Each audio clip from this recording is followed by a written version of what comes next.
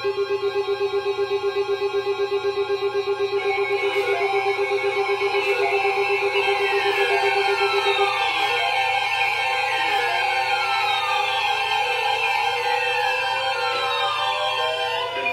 Weather Service in Birmingham has issued a severe thunderstorm warning for central and Jefferson County until 6:45 p.m. Central Daylight Time. At 6:06 p.m. Central Daylight Time, a severe thunderstorm was located over western Birmingham and is nearly stationary. Hazard, 60 miles per hour wind gusts and penny-sized hail. Source, radar indicated. Impact, expect damage to roofs, siding, and trees.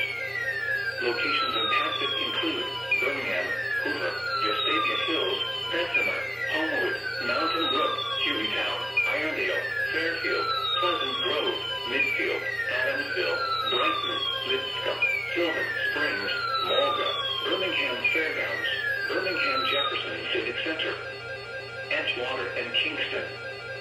For your protection, move to an interior room on the lowest floor of the building.